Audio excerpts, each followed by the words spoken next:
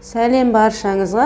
Небәрі 15 минутта бірақ жұмыртқамен дайын болатын өте дәмді печеньенің рецептісімен бөліскелі отырмын.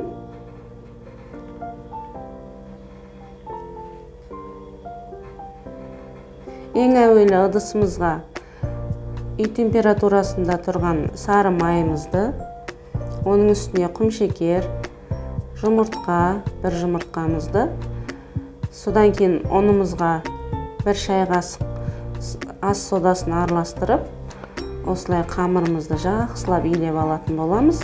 Сол кезде бізде песочный печеньелеріміз шығатын болады. Араста өте жұп-жұмсақ болып шығады. Міне өздеріңіз көріп тұрғандай жұп-жұмсақ, қолға жабыспайтын қамырымыз дайын болды.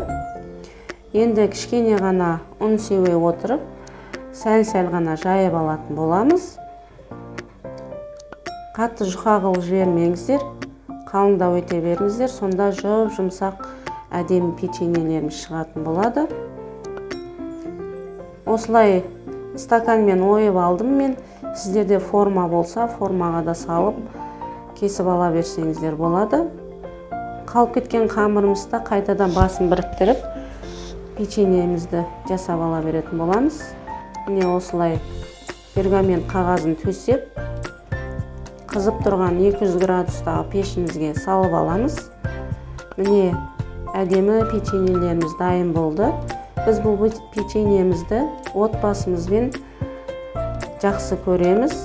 Сіздерге де ұнайды деп ойлаймын. Ұнаса лайк басуды ұмытпаңыздар. Міндетті түрде жасап көріңіздер. Назарларыңызға үлкен рахмет.